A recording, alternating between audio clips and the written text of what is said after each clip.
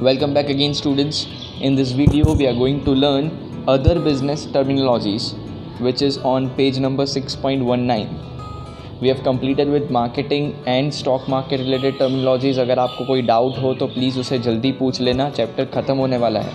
इस वीडियो के अंदर मैं कोशिश करूँगा कि सारी डेफिनेशंस आपको समझाऊँ. वही डेफिनेशंस को हम छोड़ देंगे, होमवर्क ले लेंगे जो बहुत ही सिंपल है. So without wasting much time, I'm starting with the first point, which is known as acquisition.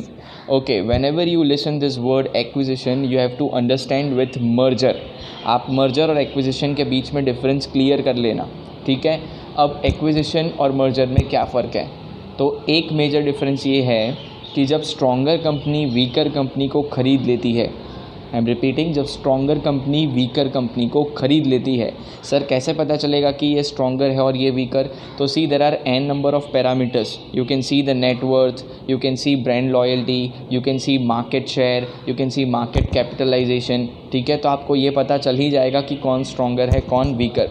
Let's take an example कि अगर हम टैक्सी सर्विस की बात करें ऑनलाइन, तो Ola is having 56% market share right now और 39% शेयर ऊबर के पास है. तो फ्यूचर में हम प्रेडिक्ट कर सकते हैं कि अगर कोई किसी को ख़रीद लेगा तो ऐसा ही होगा कि ओला ऊबर को ख़रीद सकता है. तो जब स्ट्रॉन्गर कंपनी वीकर कंपनी को टेक ओवर कर लेती है, उस शब्द को हम बोलेंगे एक्विजिशन, उस कंसेप्ट को हम बोलेंगे एक्विजिशन. उसी तरीके से एक और कंसेप्ट हमारे सामने आता है, वो है मर्जर. यहाँ पर कोई भी स्ट्रॉन्ग और वीक नहीं होता है. जनरली दोनों के पैरामीटर्स सेम ही होते हैं. You can take an example of Vodafone Idea. Jio के आने के बाद दोनों की हालत ख़राब हो गई थी. There were no plans, customers जा रहे थे, उनका पर डे कस्टमर पोर्ट हो रहे थे, ड्रॉप हो रहे थे कस्टमर्स. सो उन लोगों ने सोचा कि rather to fight you should collaborate, we should merge and give a competition to Reliance Jio. So merger and acquisition, I hope आपको समझ में आ गया होगा. Next point is bankruptcy. शायद आप लोगों ने ये सुना होगा, कुछ टाइम पहले ये न्यूज़ आया था कि सीसीडी के कोई टॉप लेवल पर्सनल ने सुसाइड कर लिया. उसका रीज़न ये था कि वो भैया क्या करते थे, एक लोन को रीपे करने के लिए दूसरी लोन लेते थे. तो लोन तो कंटिन्यू ही रहती थी. लॉन्ग टर्म लोन्स को ख़त्म करने के लिए शॉर्ट टर्म लोन्स ले रहे थे. इतना प्रेशर उन पे आ गया था. अराउंड 6000 करोड़ की लाइबिलिटी उन पे थी. तो ही फाइनली डिसाइडेड कि भाई अब ज़िंदगी को ही हम ख़त्म कर देते हैं तो फिर लोन भी ऑटोमेटिक ख़त्म हो ही जाएगी. तो he committed a suicide. Bankruptcy is actually that situation. Suicide वाली सिचुएशन नहीं. Bankruptcy is a situation where you don't have assets to repay the liabilities. तो अब होगा क्या कि हम कोर्ट में जाएंगे, डिक्लेयर कर देंगे कि भाई आई एम इंसॉल्वेंट, आप चाहो तो मेरी असेट्स का वैल्यूएशन करवा के ऑक्शन में बेच के जो भी जितना पैसा मांगता है उनको दे दो. अब क्वेश्चन ये अराइज होता है कि सर कौन कौन सी असेट्स को हम सेल कर सकते हैं. तो आंसर इज़ वेरी सिंपल. बचपन से आप सुनते आ रहे हो limited liability, unlimited liability. Limited के अंदर आपके बिजनेस की असेट्स ही बेची जाएगी और अनलिमिटेड के अंदर शायद आपका घर, आपका फ्रिज, आपका टीवी, आपके कपड़े भी बेचे जाएंगे रीपे करने के लिए liabilities. But what is bankruptcy? यहाँ से मालूम क्या पड़ा? बैंकरप्सी मतलब तुम्हारे पास इतना पैसा बाकी नहीं है कि आप लाइबिलिटीज़ को पे ऑफ करो, तो अब आपकी असेट्स को बेच के पैसा देना पड़ेगा. जब भी असेट्स पे क्वेश्चन आता है, जब भी असेट्स पे नज़र हम डालते हैं, बेच कर रीपे करने का, उस सिचुएशन को हम बोलेंगे बैंकरप्सी. मैं आगे बढ़ता हूँ, आपको मिलेगा bottom line which is very simple. Guys, आप नेट प्रॉफिट्स का कैलकुलेशन करते हो, that net profit is nothing but accounting terms में हम बॉटम लाइन बोलेंगे. सी, नेट प्रॉफिट्स कैसे कैलकुलेट होता है? आप सेल्स बुक करते हो, आपकी रेवेन्यू, वो डायरेक्ट इनकम हो सकती है, इनडायरेक्ट इनकम हो सकती है. आपकी टोटल इनकम आ गई, ठीक है. अब उसमें से आप डायरेक्ट एक्सपेंस माइनस करोगे, इनडायरेक्ट एक्सपेंस माइनस करोगे, आपका प्रॉफिट आ गया. उसके बाद आप टैक्स वैक्स माइनस कर दोगे, आपके पास प्रॉफिट आफ्टर टैक्स बच जाएगा. मतलब ऐसा प्रॉफिट जो आप सीधा घर लेके जाओगे, अब किसी को कुछ भी देना नहीं है, सरकार को टैक्स भी दे दिया है. तो वैसा प्रॉफिट जो है वो आपका नेट प्रॉफिट्स बोलते हैं, जिसको आफ्टर टैक्स वाला, उसी को हम बॉटम लाइन बोलेंगे. आप ज़रा डेफिनेशन क्लियर कट पढ़ लेना, वेरी सिंपल, ठीक है. अब बॉटम लाइन से एक और कंसेप्ट जुड़ा है, ट्रिपल बॉटम लाइन, जिसका मतलब ये है कि आपने प्रॉफिट्स तो कमाया, आपने आपकी ऑर्गेनाइजेशन के लिए तो प्रॉफिट कमाया, ठीक है, लेकिन आपने प्लेनेट के लिए क्या किया, अपने ग्लोब के लिए क्या किया? क्या आपने कोई CSR एक्टिविटी करी? क्या आपने एजुकेशन इम्प्रूवमेंट के लिए कोई काम करा? ठीक है. क्या आपने पॉवर्टी रिमूव करने के लिए कोई स्टेप लिया? क्या आपने यहाँ पर जो ओजोन लेयर डैमेज हो रहा है, ऐसा बोल रहे हैं, हमारे अर्थ की सिचुएशन अब बहुत ख़राब हो चुकी है कि भाई सन के जो रेज़ है वो डायरेक्ट अगर हम पे गिरेंगे तो शायद हम ख़त्म हो सकते हैं, हमारी स्किन डैमेज हो सकती है, life can be at a risk. तो उसके लिए क्या किया आपने, प्लेनेट के लिए क्या किया, समझ में आ रहा है? गो ग्रीन कंसेप्ट आपने अपनाया है, प्लास्टिक का यूज़ कर रहे हो कि बंद कर रहे हो, क्या कर रहे हो? तो ये सारी चीज़ें अपने को देखनी पड़ती हैं और इसको हम बोलेंगे ट्रिपल बॉटम लाइन, जिसको हम एनवायरनमेंट से, प्लेनेट से, सोसाइटी से और ऑर्गेनाइजेशन से कनेक्ट करते हैं। ट्रिपल बॉटम लाइन को एक लाइन में अगर समझाऊं तो इसका मतलब ये है कि खाली अपन ऑर्गेनाइजेशन के लिए काम नहीं करते हैं, प्रॉफिट कमाओ उसमें मना नहीं है, आप कस्टमर को अच्छी सर्विस देके ज़्यादा पैसा कमाओ उसमें कोई प्रॉब्लम नहीं है, लेकिन वो पैसा खाली तुम दबा के बैठोगे तो नहीं चलेगा।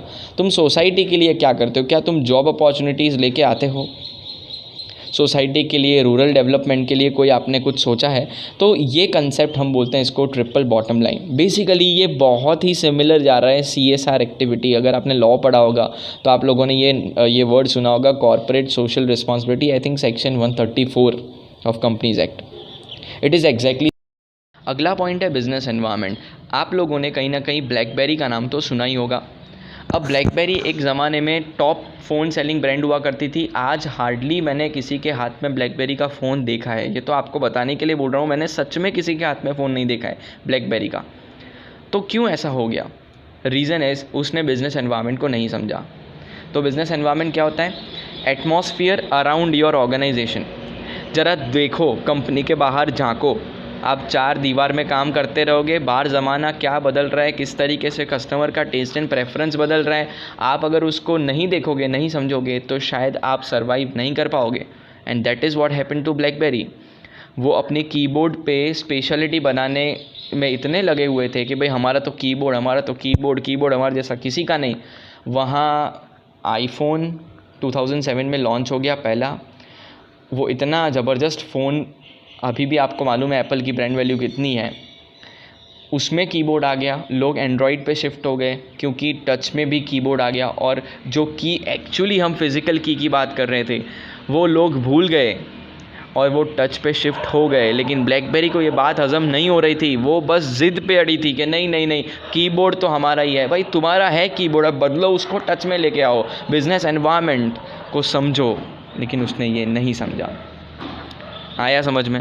चलिए नेक्स्ट है बिज़नेस फैसिलिटेटर्स। ऐसे सारे लोग, कोई इंडिविजुअल, कोई कंपनी, आपको अगर बिज़नेस करने में हेल्प करती है, आपको आइडिया देती है, आपको फाइनेंस करती है, आपके मार्केट को बढ़ाने की एजेंसी लेती है, वो सारे हम बिज़नेस फैसिलिटेटर्स ही बोलेंगे।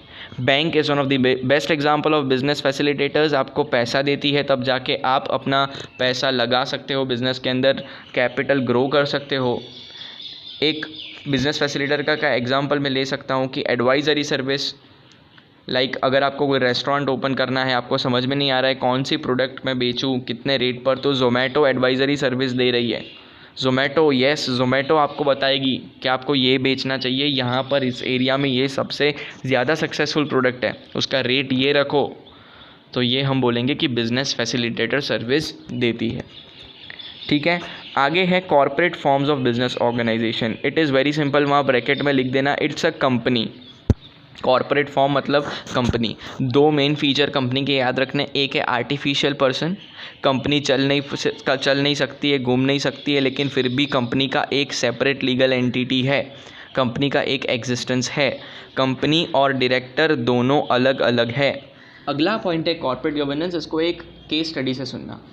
ए लिमिटेड का एक डायरेक्टर है ए एंड बी लिमिटेड का एक डायरेक्टर है mister B. A limited and B limited एक ट्रांजैक्शन में एंटर हो रहे हैं, और ट्रांजैक्शन ऐसा है कि ए लिमिटेड को 5 लाख रुपए के गुड्स बी लिमिटेड को सप्लाई करने हैं।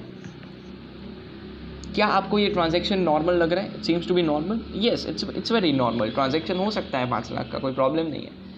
लेकिन अगर मैं आपको ऐसा बोलूँ कि ये जो 5 लाख रुपए कंसिडरेशन में हमको मिले हैं बी लिमिटेड के पास से, एक्चुअली वो गुड्स की वैल्यू 50 लाख है। येस गाइस, अब आपको क्या थोड़ा गड़बड़ लग रहा है? 50 लाख के गुड्स खाली 5 लाख में बेच रहे हैं, डिस्काउंट स्कीम लगाई है क्या? रे इतना डिस्काउंट, 45 लाख का डिस्काउंट कौन देता है? अब मैं और इसमें ऐड करता हूँ, ए लिमिटेड में ए डायरेक्टर और बी लिमिटेड में बी डायरेक्टर दोनों सगे भाई हैं, दोनों ऑफिस बंद करके एक ही घर में शाम को मिलते हैं, शाम को एक ही थाली में खाना खाते हैं। बताइए, गड़बड़ तो डेफिनेटली, अरे 100% गड़बड़ है। ये है रिलेटेड पार्टी ट्रांजैक्शंस। अब इसको मैं जो आपको एंगल से दिखा रहा हूँ वो एंगल से देखिए। कंपनी तो गड़बड़ कर रही है, अब शेयर होल्डर क्या कर रहा है? शेयर होल्डर शेयर होल्ड करके हट जा रहा है, उसको बिजनेस में पार्ट लेने का बिल्कुल भी हक नहीं दिया है, क्योंकि मैनेजमेंट कौन करता है? Board of directors. Getting my point? तो शेयर होल्डर को तो ये लगना चाहिए ना, अश्योरिटी मिलनी चाहिए ना कि मैं जिस कंपनी में पैसा इन्वेस्ट कर रहा हूँ वो कंपनी सेफ हो, उसके ट्रांजैक्शन सही से हो रहे हो। उसको एश्योरिटी कौन देगा? तो वो अश्योरिटी देगा कॉर्पोरेट गवर्नेंस। अश्योरिटी कौन देगा? Corporate governance. See, corporate governance is basically you have to see the internal control system of the company. Board of directors पे कंपनीज एक्ट ने एक रिस्पॉन्सिबिलिटी डाल दी है कि आपके ऑडिट करवाना है बुक्स ऑफ अकाउंट्स का, आपको ट्रांजैक्शन सही से करना है, शेयर होल्डर का इंटरेस्ट वायलेट नहीं होना चाहिए। ये सारी बातें को हम बोलेंगे corporate governance. Next 2 point will be your homework. E-commerce and e-filing is very simple. If you have any doubts, then please ask me the questions in comment box. Next is globalization, and you know very well whenever we talk about globalization, we keep 2 more words in front of G, that is L and P, which is known as liberalization, privatization and globalization. Now tell me, in 1991, 1992, what happened to our country? What happened to Manmohan Singh? के उसने अपनी ज़बान खोली and finally he took this decision to introduce LPG, and after taking this decision India started developing in different way. So what was that LPG? क्या था ऐसा? Problems क्या थे कि ये स्टेप लेना पड़ा? तो जवाब सुनिए, LPG लेना पड़ा क्योंकि इंडिया को बहुत सारे प्रॉब्लम्स फेस कर रहे थे हम। Number 1 was poverty, number 2 was unemployment, ढेर सारा लोन लिया था उसको हमको चुकाना था ब्याज के साथ। एग्रीकल्चर सेक्टर में कुछ आउटकम नहीं आ रहा था, फार्मर्स बोल रहे थे कि हमको इतना पैसा नहीं मिल रहा है, लोग सुसाइड कमिट कर रहे हैं, पॉपुलेशन बढ़ता जा रहा है, कितने सारे प्रॉब्लम्स, और उसका एक ही सॉल्यूशन। वो बोलते हैं ना, एक तीर से 2 निशान, यहाँ एक तीर से एक्चुअली 3 निशान है कि लिबरलाइजेशन, एक प्राइवेटाइजेशन, एक ग्लोबलाइजेशन। बताइए क्या है ये? तो लिबरलाइजेशन मतलब क्या? जो भी रूल्स एंड रेगुलेशंस गवर्नमेंट ने बनाए थे उसको लिबरल कर देंगे, रिफॉर्म्स लेके आएंगे, नई पॉलिसीज़ लेके आएंगे, जिसमें जितना हो सके उतना जो गवर्नमेंट का प्रेशर है, प्रेशर उसको हम कम करने की कोशिश करेंगे। एक बात बताऊं, वो टाइम था 1991 1992 में, अगर आपको चाय की लारी भी ओपन करनी है तो आपको 10 अलग अलग टाइप की परमिशन लेनी पड़ती थी, फिर आप कुछ प्रॉफिट्स अपने जेब में डाल सकते थे और बहुत सारा मेजर हिस्सा तो गवर्नमेंट के पास चला जाता था। जी हाँ दोस्तों, ऐसा ही था तब। तो ये चीज़ लिबरलाइजेशन में कम हो गई। लिबरलाइजेशन में पावर दे दिया गया कि अब ज़्यादा प्रेशर हम लोग नहीं देंगे, आप अपने हिसाब से आसानी से बिजनेस कर सकते हो। फिर टैक्सेस जो हैं वो कम कर दिए। टैक्सेस क्या कर दिए? कम कर दिए। इंपोर्ट्स पे टैक्स कम कर दिए, कंपनीज़ पे टैक्स कम कर दिए। Getting my point? ठीक है, आगे बढ़ता हूँ। प्राइवेटाइजेशन क्या? प्राइवेटाइजेशन मतलब प्राइवेट कंपनीज़ को अपॉर्चुनिटी दी कि आप आओ, गवर्नमेंट का बिज़नेस टेक ओवर करो और आप कंटिन्यू करो। जैसे आप लोगों ने सुना होगा LIC को प्राइवेटाइज़ करना हमारी सरकार का प्लान है, जो कि मैं उम्मीद करता हूँ, मैं दुआ करता हूँ कभी सक्सेसफुल ना हो। LIC को बेच देंगे तो बहुत बड़ा प्रॉब्लम हो जाएगा, क्योंकि एक ही तो है हमारे पास गवर्नमेंट डिपार्टमेंट जो बहुत ही अच्छा कर रहा है। आप एयर इंडिया का एग्जांपल ले सकते हो। एयर इंडिया को तो पूरा प्राइवेटाइज़ करने का बोल रहे हैं, पूरा बेच देना चाहते हैं। उसी तरीके से तब प्राइवेटाइजेशन का भी एक डिसीजन लिया गया था, जिसके अंदर जो कंपनीज़ गवर्नमेंट की थी, गवर्नमेंट ओन कंपनीज़ जो परफॉर्म नहीं कर रही थी, उसको प्राइवेट करने का बोला। मतलब कि ऐसे एंटरप्रेन्योर्स को बोला गया कि अगर आप चाहते हो तो हमारी कंपनीज़ को ख़रीद सकते हो, हम आपको पावर दे देंगे। ठीक है, अब एक्चुअली प्राइवेटाइजेशन फुल्ली भी हो सकता है एंड प्राइवेटाइजेशन पार्टली भी हो सकता है। वो टाइम पे बोला कि कुछ शेयर आप ले लीजिए, मेजर कंट्रोल गवर्नमेंट का रहेगा। गवर्नमेंट बहुत स्मार्ट थी, गवर्नमेंट नहीं चाहती थी कि 51 से ज़्यादा शेयर वो गवा बैठे और कंट्रोल फिर प्राइवेट का हो जाए। तो प्राइवेटाइजेशन भी इस तरीके से किया गया कि कंट्रोल किसके पास रहे? गवर्नमेंट के पास रहे। लेकिन कुछ हद तक प्राइवेट का भी उसमें बेनिफिट हो रहा था। एंड नेक्स्ट इज़ ग्लोबलाइजेशन, जो आप घिसी-पिटी डेफिनेशन 12th स्टैंडर्ड से सुनते आ रहे हो, integrating world economy with Indian economy. मतलब ये था कि दरवाजे ओपन करे गए और जो बाहर की कंपनीज़ थी, कैडबरी ले लीजिए, पेप्सी ले लीजिए, कोका कोला ले लीजिए, ये सारी कंपनीज़ जो बाहर की है वो इंडिया में आसानी से अपने पैर जमा सके, रिलेशंस कंट्री के बीच में अच्छे हो, ताकि क्योंकि हम दूसरों को आने देंगे, हमारी कंट्री की कंपनी भी बाहर जा सकती है। Are you getting my point guys? Look at today Infosys, Tata देख लीजिए, रिलायंस देख लीजिए, ये अब मल्टीनेशनल कंपनीज़ हो चुकी है, उनके पैर अब बाहर भी जम चुके हैं। ये इसीलिए हुआ क्योंकि 1992 में हमने ग्लोबलाइजेशन का एक डिसीजन लिया। सो आई होप आपको एक साथ लिबरलाइजेशन, प्राइवेटाइजेशन एंड ग्लोबलाइजेशन समझ में आ गया होगा। Next is goodwill, and when ever I ask this question I get amazing answer from students. मैं पूछता हूँ ना गुडविल का मतलब क्या है, तो मुझे बोलते हैं कि गुडविल मतलब सर इज्जत होती है, वो तो कंपनी के बारे में लोग क्या बोल रहे होते हैं वो होता है सर गुडविल। भाई ऐसा कुछ नहीं होता है, गुडविल का मतलब बिल्कुल भी रेप्यूटेशन नहीं है, इट्स अ डिफरेंट कंसेप्ट। क्योंकि अगर गुडविल का मतलब रेप्यूटेशन ही होता, अगर गुडविल का मतलब ऐसा ही होता कि लोग क्या बोल रहे हैं, तो मुझे होंडा एक्टिवा 5G पसंद नहीं आई। मैं उसको गालियाँ देता हूँ कि पूरा मॉडल ख़राब कर दिया है उसने, फाइबर की बनी हुई, मतलब जो वेट हुआ करता था एक्टिवा जो पहले जब उसकी फ़र्स्ट मॉडल जो था उसके कंपैरिजन में 5G तो कुछ नहीं है, कचरा है कचरा। तो क्या होंडा का ब्रांड वैल्यू ख़त्म हो गया, मतलब होंडा की गुडविल ख़त्म हो गई अब्बास सर के बोलने से? मैं इतना बड़ा इंसान हूँ क्या? नहीं, ऐसा नहीं होता। दीपिका पादुकोण की बात करिए, वो जामिया में चली गई, उसके बाद तो बेचारे की हालत देखो क्या हो गई, वो लोग वो सामने नहीं आती है लोगों के, तो क्या उसकी गुडविल ख़त्म हो गई? अरे भाई, गुडविल आप जो समझ रहे हो वैसा नहीं है। अब मैं पॉइंट पे आता हूँ, ज़्यादा टाइम पास नहीं करूँगा। Goodwill is actually an accounting term. क्या होता है कि जब कंपनी अपनी नेटवर्थ फाइंड कर लेती है, नेटवर्थ माने क्या? नेटवर्थ मतलब सारी असेट्स को प्लस कर देना, लायबिलिटीज़ को माइनस कर देना, except equity, preference and reserves in surplus. याद है ना नेटवर्थ कैसे फाइंड करते हैं? हाँ, तो जो भी ये वैल्यू निकल के आई उसको हम बोलेंगे कि भाई this is the worth of the company. Company अगर बिकेगी तो इतने में बिक सकती है। तो लेट्स से कि भाई एक कंपनी है जिसका नेटवर्थ निकल के आया $1 बिलियन। ठीक है, अरे डॉलर में क्यों जाना है सर, अब इंडिया की रुपीज़ में बात करिए ना। चलिए रुपये में बात करते हैं कि भाई एक कंपनी की वैल्यू निकल के आई 555 करोड़। कितना? 555 करोड़। ओके, ये उसकी नेटवर्थ निकल के आई। अब ये कंपनी अपने आप को बेच रही है और वो बिक गई 560 करोड़ में। कितने में? 560 करोड़ में। अब उसकी वैल्यू कितनी थी? 555 करोड़। बिकी कितने में? 560 करोड़। कितने करोड़ में वो ज़्यादा बिकी? 5 करोड़। तो ये 5 करोड़ हमको एक्स्ट्रा मिले ना, हमको खुशी हो रही है ना, हमको एक्स्ट्रा मिले। ये जो एक्स्ट्रा पैसा आपको मिला है ना, extra marks for good hand writing, यहाँ पर extra money for goodwill. Extra marks for good hand writing, यहाँ पर एक्स्ट्रा मनी फॉर गुडविल। आपको ये याद रखना होगा। मतलब हमारी कंपनी की जितनी वैल्यू है, अगर उस वैल्यू से हमारी कंपनी ज़्यादा भाव में बिकती है तो जो ज़्यादा पैसा मिला है उस ज़्यादा पैसे को हम बोलेंगे गुडविल। आई होप आपको समझ में आ गया होगा। Next is joint product and by product. एक बच्चे को मैंने क्वेश्चन पूछ लिया था ऐसे ही कि बताओ जॉइंट प्रोडक्ट के बारे में क्या जानते हो, तो उसने बताया था कि सर ये तो वो कोलगेट नहीं होता सर, कोलगेट के साथ वो टूथब्रश फ्री देते हैं, वो जॉइंट में देते हैं साथ में, तो उसको हम जॉइंट प्रोडक्ट बोलते हैं। 2 मिनट के लिए मेरे पास कोई शब्द नहीं था उस स्टूडेंट के लिए। क्या सोच है यार, कमाल की सोच है। बिल्कुल गलत जवाब था, बिल्कुल गलत जवाब था। जॉइंट प्रोडक्ट ऐसा नहीं है। वो हम यार ये ऑफ़र है, वो अलग स्पेशल कॉम्प्लीमेंट्री बोल सकते हैं उसको।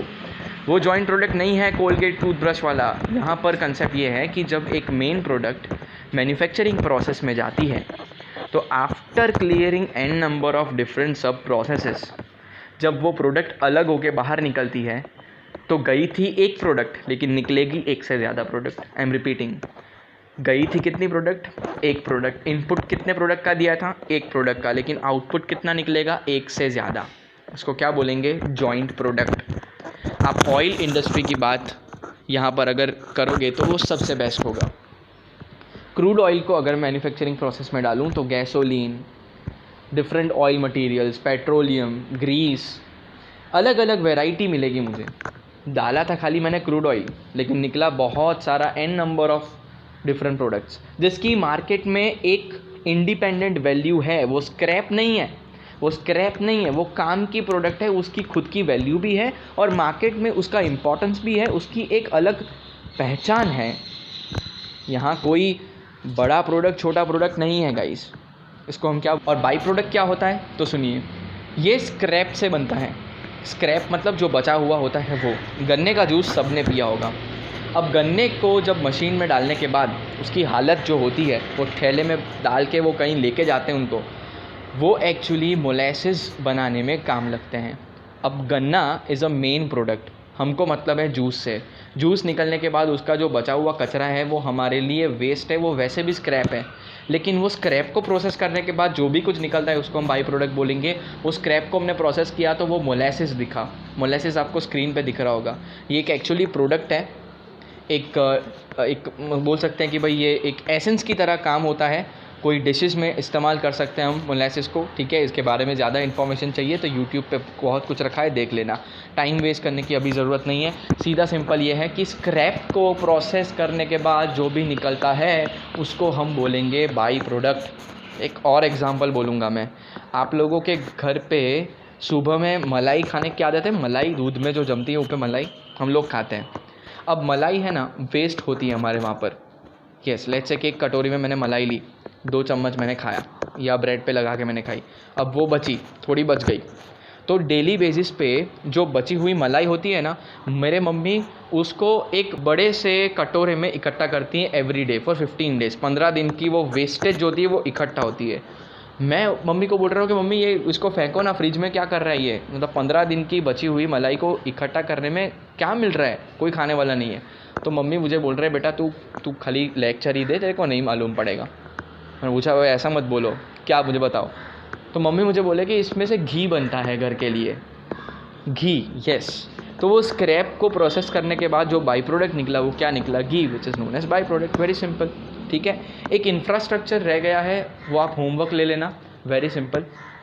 कमेंट बॉक्स में मुझे कमेंट करके बता देना अगर कोई डाउट हो। Next is logistics. इसको आसान भाषा में समझाऊँ तो ये है ट्रांसपोर्टेशन सर्विस। देखिए, अमेज़ॉन से कुछ मंगवाते हो, वो जो डिलीवरी बॉय आपको डिलीवर करने आता है वो भी लॉजिस्टिक्स डिपार्टमेंट से ही है। कंपनी के 2 लॉजिस्टिक्स होते हैं, एक इनबाउंड एक आउटबाउंड। कंपनी कस्टमर को जब प्रोडक्ट डिलीवर करती है तो वो हो जाएगी आउटबाउंड लॉजिस्टिक्स, क्योंकि वो गोडाउन से निकल रहा है।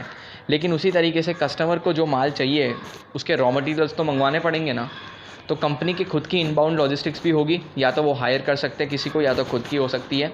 तो अगर माल कंपनी में आ रहा है तो वो इनबाउंड लॉजिस्टिक्स, अगर कस्टमर को डिलीवरी करने के लिए हम यहाँ से निकाल रहे हैं तो वो हो गया outbound logistics. Next is mission, and mission को हम पढ़ेंगे विजन के साथ। एक आँखों के डॉक्टर के क्लिनिक के दरवाजे के बाहर, आई एम रिपीटिंग, एक आँखों के डॉक्टर के क्लिनिक के दरवाजे के बाहर मैंने पढ़ा हुआ दिखा था कि our vision is your vision.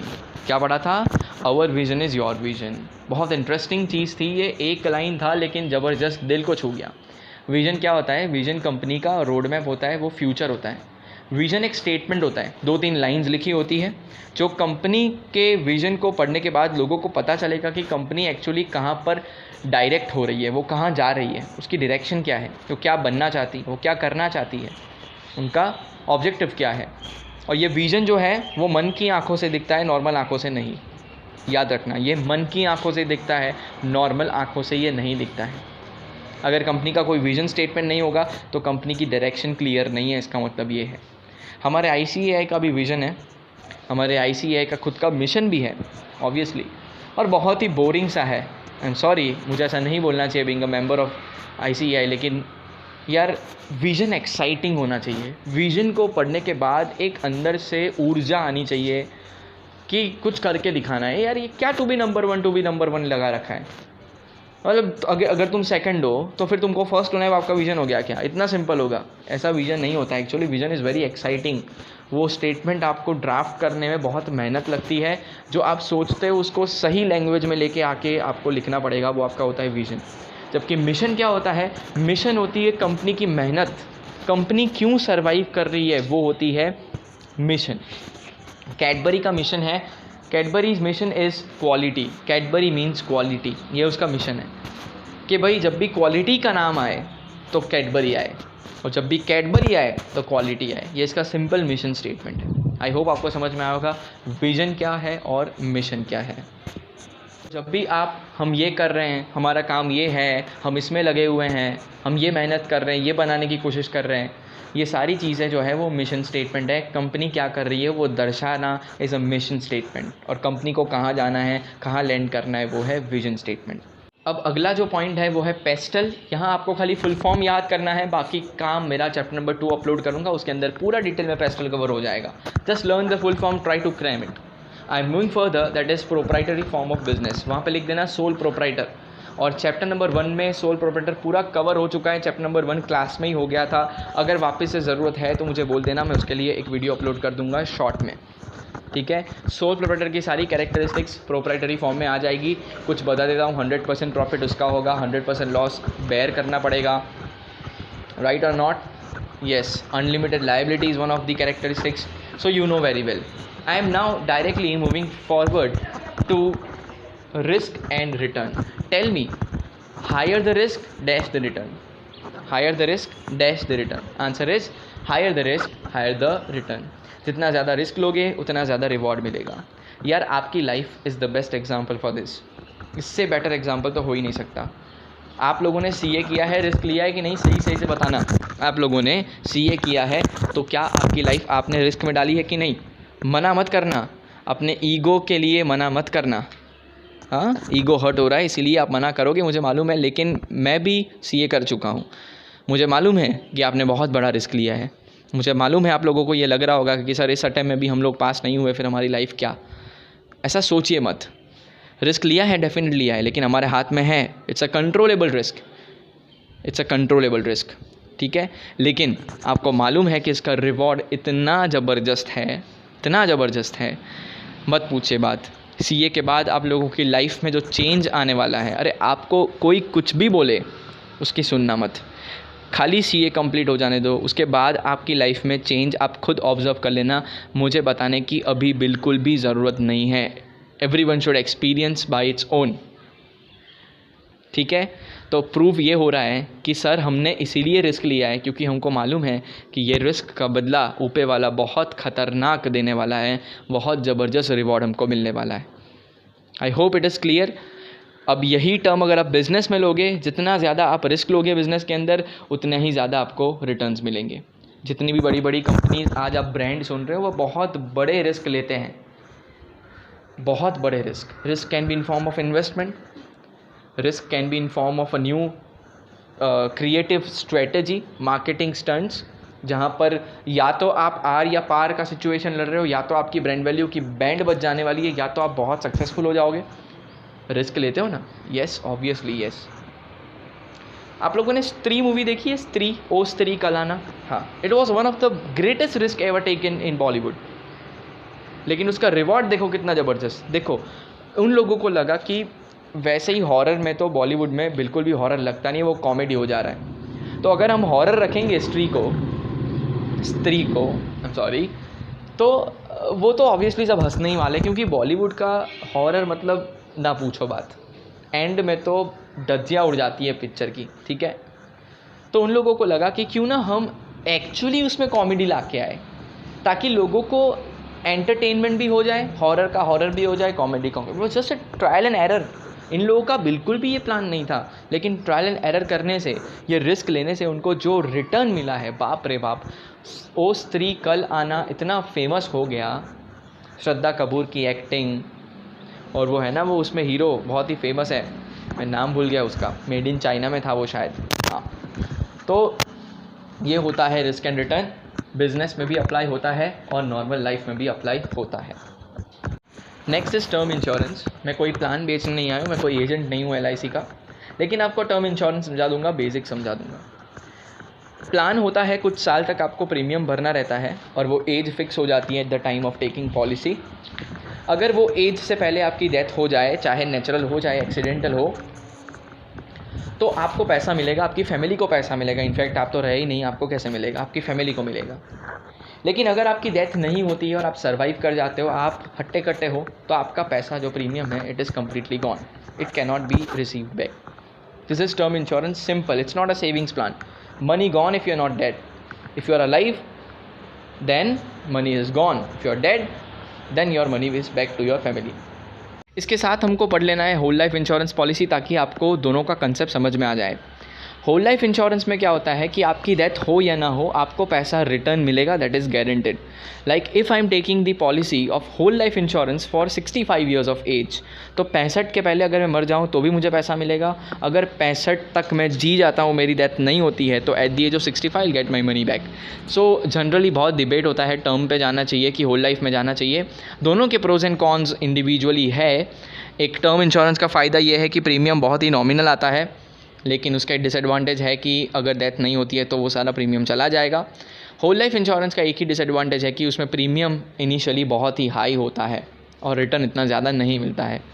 ठीक है, तो आप जब अपनी पॉलिसी लेने जाओ, प्लान को अच्छे से पढ़ना. अभी तो खाली 2 ही चीज़ पढ़नी है. ठीक है, आगे बढ़ते हैं. अब थोड़ा ही बाकी है, that is sustainable development and triple bottom line. दोनों मैंने ऑलरेडी समझा दिया है दोस्तों. मैंने जब बॉटम लाइन समझाया था ना, तब बहुत बड़ा लेक्चर लिया था ट्रिपल बॉटम लाइन का. और ट्रिपल बॉटम लाइन मैंने समझाया था CSR एक्टिविटीज़ वीडियो के स्टार्टिंग में ही. पूरा कंसेप्ट ट्रिपल बॉटम लाइन का दिया हुआ है. इसके साथ साथ जब आप सस्टेनेबल डेवलपमेंट पढ़ोगे, दोनों सेम हैं. प्लीज़ आप वहाँ पे मार्क कर लेना, both are one and the same. आपको अलग अलग पढ़ने की ज़रूरत नहीं है. एक ही बार पढ़ लो सस्टेनेबल डेवलपमेंट या तो फिर ट्रिपल बॉटम लाइन. दोनों का कंसेप्ट वही है. अगर आपको याद नहीं है, वीडियो का स्टार्टिंग में मैंने जो समझाया था वो भूल गए इतने वीडियो ख़त्म होने तक, तो सुन लीजिए. 1 मिनट से ज़्यादा नहीं लूँगा. बिज़नेस करो, प्रॉफिट कमाओ, उसमें कोई प्रॉब्लम नहीं है, लेकिन प्रॉफिट को दबा के रखोगे, ये बात गलत है. आप खाली अपनी कंपनी के बारे में सोचते हो, वो बात गलत है. क्योंकि आपने लोगों के पास से पैसा लिया है, इक्विटी शेयर कैपिटल, वो सोसाइटी से पैसा लिया है. क्योंकि आप सोसाइटी से एम्प्लॉयज़ को उठाते हो, मैन, मटीरियल, मशीन, ये सब सोसाइटी आपको देती है. तो आपको सोसाइटी के लिए कुछ करना बनता है. You create job opportunities, you remove hunger, poverty remove करिए, एजुकेशन बढ़ाइए, और फाइनली प्लेनेट के लिए, इकोलॉजी के लिए, एनवायरनमेंट के लिए भी आपको कुछ प्लान करना पड़ेगा. ये सिंपल सा कंसेप्ट होता है ट्रिपल बॉटम लाइन का, जो कि आज सबसे बड़ा रोल प्ले करता है. ट्रिपल बॉटम लाइन जब आप CA फाइनल में जाओगे ना, SCM करके एक सब्जेक्ट आता है फाइनल के अंदर. मैं पढ़ता तब ये सब्जेक्ट नहीं था, उसके बाद सिलेबस चेंज हुआ तो इंट्रोड्यूस हुआ. उसमें ट्रिपल बॉटम लाइन का पूरा कंसेप्ट डिटेल में है. तो फाइनल में आप जब आओगे, आपको पूरा कंसेप्ट समझ में आ जाएगा. I hope you are satisfied with this. Okay, the last point for entire topic is turn around. Just go to the word to word meaning.